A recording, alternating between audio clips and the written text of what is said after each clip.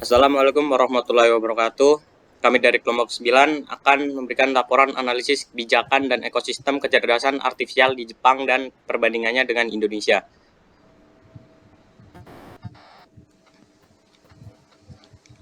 Untuk anggotanya, saya Julian Putra Pamungkas dengan NIM 103 112 400 241. Saya Muhammad Rizky Arafi dengan NIM 103 112 400 218.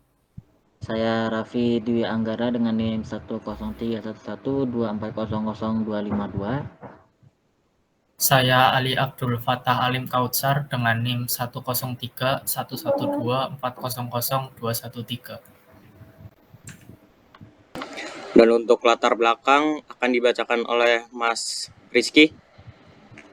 Baik, untuk latar belakang dari analisis kami, berdasarkan penelitian Belova 2020, kecerdasan artifisial atau AI di Jepang telah mengalami perkembangan pesat dan menjadi bagian penting dalam kehidupan masyarakat. Jepang menjadikan pengembangan AI sebagai prioritas nasional dengan melakukan investasi besar melalui lembaga seperti National Institute of Advanced Industrial Science and Technology atau AIS. Upaya ini menunjukkan komitmen Jepang dalam memperkuat fondasi riset dan inovasi teknologi. Penerapan AI di Jepang sudah merambah ke berbagai sektor.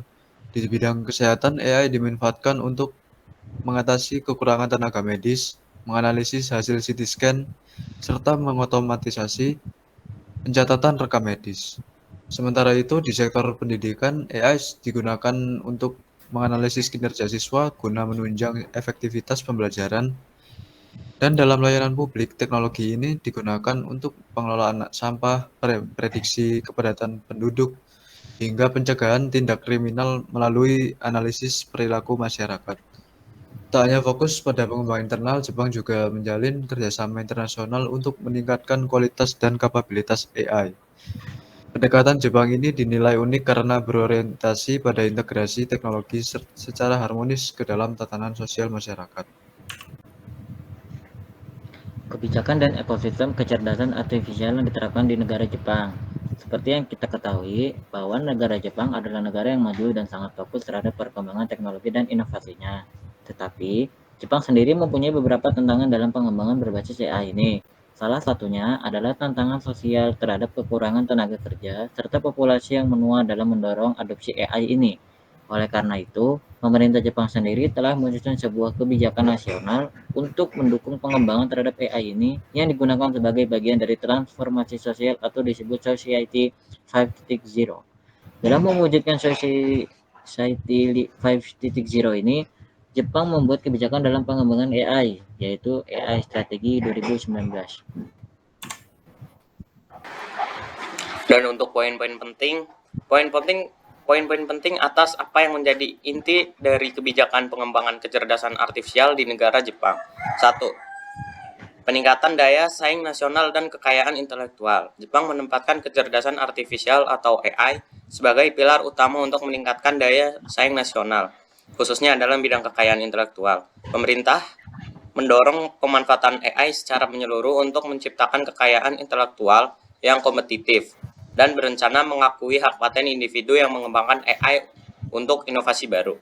Pemanfaatan AI juga diarahkan untuk mendukung ekonomi kreatif seperti anime dan konten budaya lokal guna mendorong pertumbuhan ekonomi regional.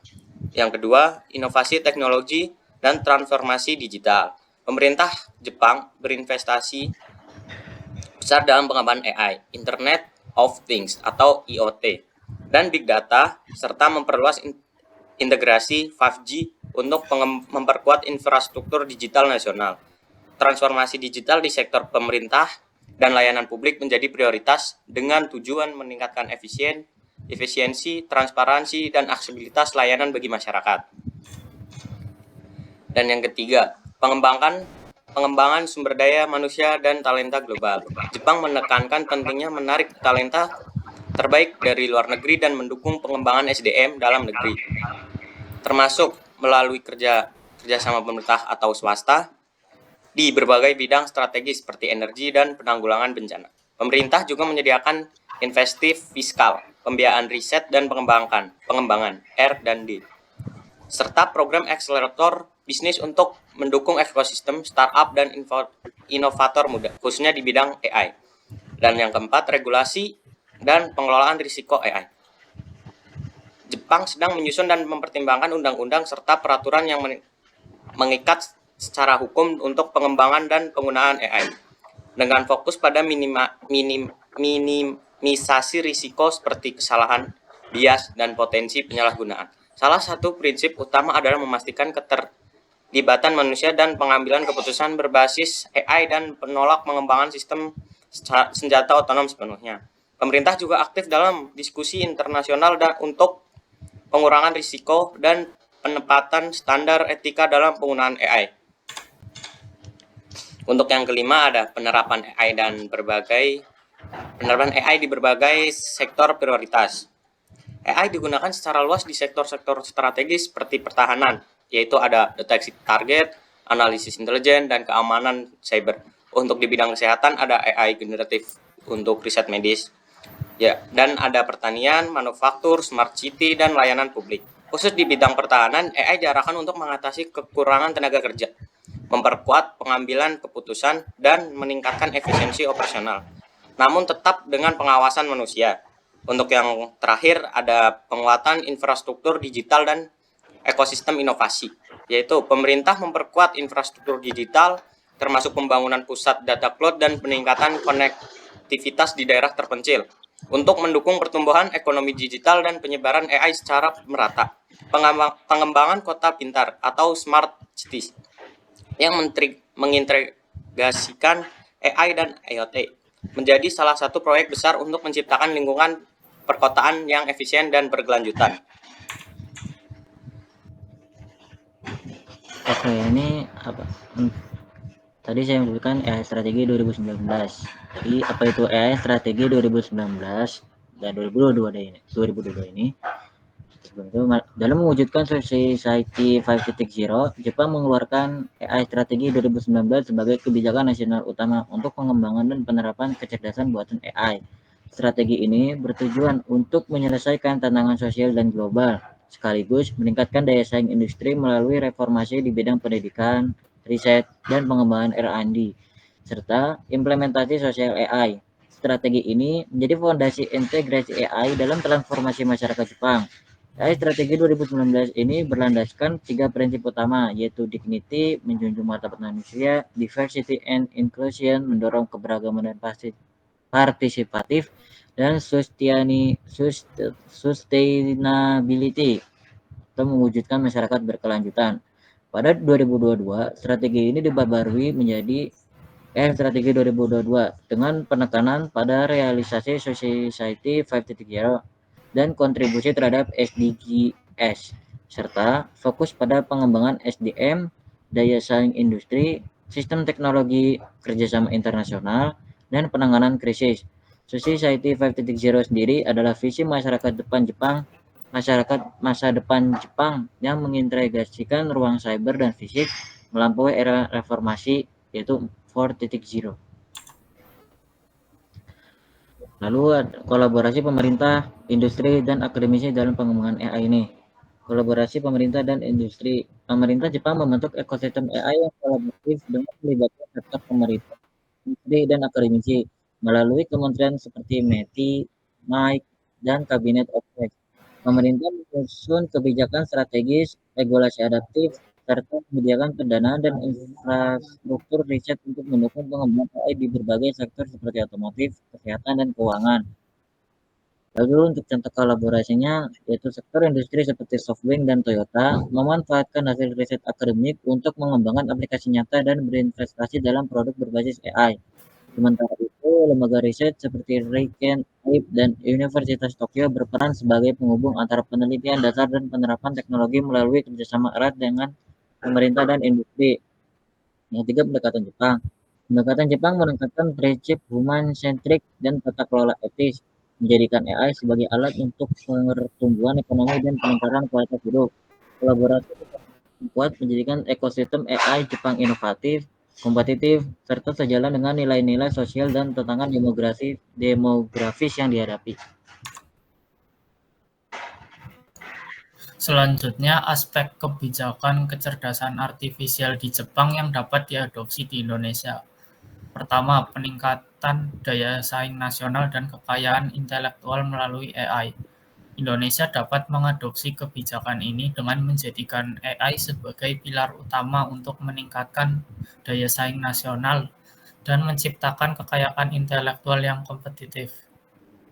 Pemanfaatan AI untuk kekayaan intelektual dapat mendorong inovasi di berbagai sektor, dan dukungan terhadap ekonomi kreatif akan membantu pertumbuhan ekonomi regional serta memperkenalkan budaya Indonesia ke kancah global. 2. Inovasi teknologi dan transformasi digital. Investasi besar dalam pengembangan AI, IoT, Big Data, dan perluasan integrasi 5G untuk memperkuat infrastruktur digital nasional sangat penting bagi Indonesia. Penguatan infrastruktur digital adalah fondasi bagi adopsi AI yang lebih luas. Transformasi digital pemerintahan akan meningkatkan kualitas layanan publik dan mendorong efisiensi birokrasi.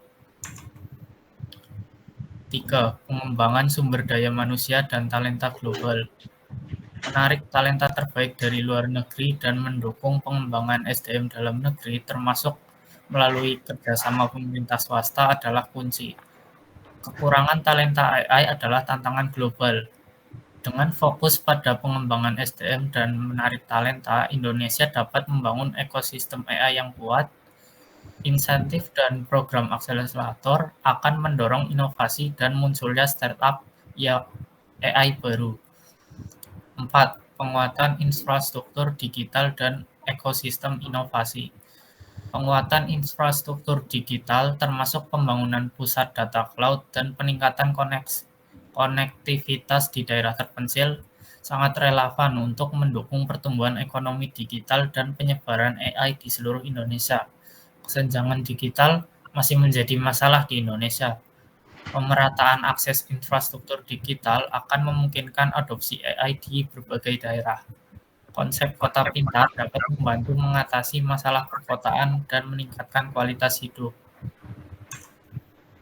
Dan yang kelima, kolaborasi pemerintah, swasta, dan akademisi.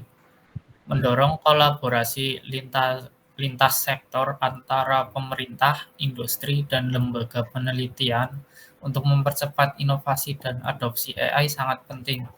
Kolaborasi akan mempercepat riset dan pengembangan AI, memastikan bahwa inovasi relevan dengan kebutuhan pasar, dan menghasilkan solusi yang dapat diterapkan secara luas. Pengembangan AI generatif berbahasa Indonesia juga krusial untuk pemanfaatan AI yang lebih inklusif. Kemudian aspek kebijakan kecerdasan artifisial di Jepang yang tidak bisa diadopsi di Indonesia. Yang pertama, regulasi dan pengelolaan resiko AI, khususnya terkait sistem senjata otonom. Jepang secara eksplisit menolak pengembangan sistem senjata otonom sepenuhnya. Sementara Indonesia juga memiliki etika dan regulasi terkait senjata. Kebijakan terkait senjata otonom sangat sensitif dan terkait erat dengan doktrin pertahanan suatu negara. Indonesia mungkin perlu mengembangkan kerangka regulasi AI yang berfokus pada aplikasi sipil dan ekonomi terlebih dahulu, sambil terus memantau perkembangan internasional terkait AI di bidang pertahanan. Dan yang kedua, penerapan AI di sektor pertahanan. Jepang menggunakan AI di sektor pertahanan untuk mengatasi kekurangan tenaga kerja, mempercepat pengambilan keputusan.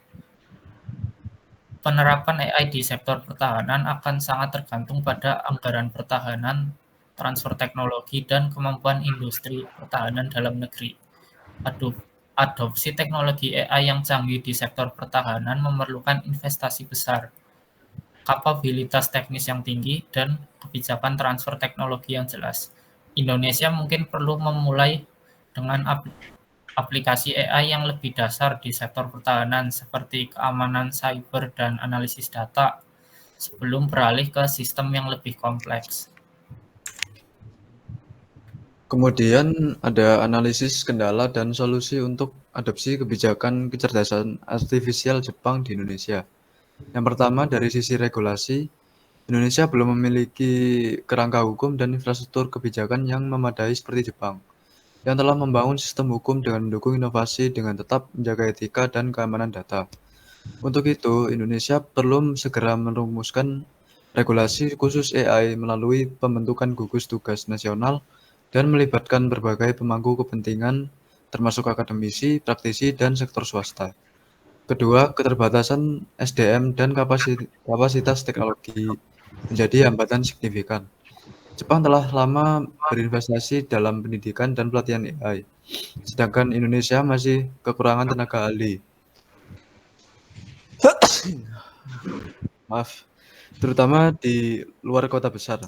Solusinya adalah integrasi AI dalam kurikulum pendidikan sejak dini, pembangunan pusat pelatihan nasional, serta kerjasama dengan universitas dan industri Jepang guna mempercepat transfer ilmu. Yang ketiga, kesenjangan infrastruktur digital juga menjadi tantangan besar. Jepang memiliki ekosistem digital yang stabil dan canggih, sementara di Indonesia, wilayah 3T masih tertinggal. Pemerintah perlu memperluas pembangunan infrastruktur digital dan melibatkan sektor swasta, meniru model kemitraan Jepang untuk mengatasi keterbatasan anggaran negara. Keempat, perbedaan budaya birokrasi juga mempengaruhi efektivitas kebijakan. Jepang dikenal dengan tata kelola yang efisien dan disiplin, sedangkan Indonesia masih menghadapi persoalan transparansi dan akuntabilitas. Oleh karena itu, reformasi birokrasi dan digital tata kelola menjadi langkah penting. Pemerintah perlu mendorong pelatihan kepemimpinan digital dan memperkuat sistem manajemen berbasis data agar kebijakan AI dapat diimplementasikan secara efektif. Untuk kesimpulan dari analisis kami, adopsi kebijakan kecerdasan buatan atau AI dari Jepang berpotensi mempercepat transformasi digital di Indonesia. Namun proses ini tidak bisa dilakukan secara langsung, melainkan harus disesuaikan dengan konteks sosial, politik, ekonomi, dan teknologi di Indonesia. Menurut studi Pradana et al. Mengungkapkan bahwa hambatan utama dalam implementasi AI di Indonesia meliputi lemahnya regulasi, rendahnya kapasitas SDM, keterbatasan infrastruktur digital, serta birokrasi yang kurang mendukung inovasi. Karena itu, adaptasi kebijakan AI harus bersifat kontekstual dan partisipatif. Solusi yang ditawarkan mencakup reformasi regulasi berbasis etika dan keamanan digital, pengembangan SDM melalui pendidikan dan pelatihan AI, perluasan infrastruktur digital, serta transformasi birokrasi menuju pemerintahan digital yang responsif dan inovatif.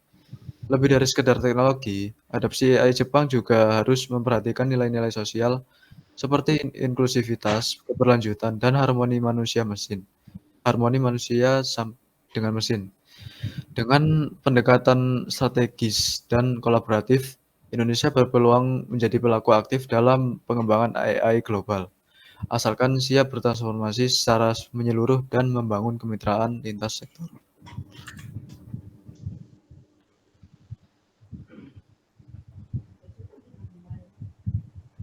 Mungkin Dan ini untuk daftar pustakanya dari Belova L 2020 Experience of Artificial Intelligence Implementation in Japan.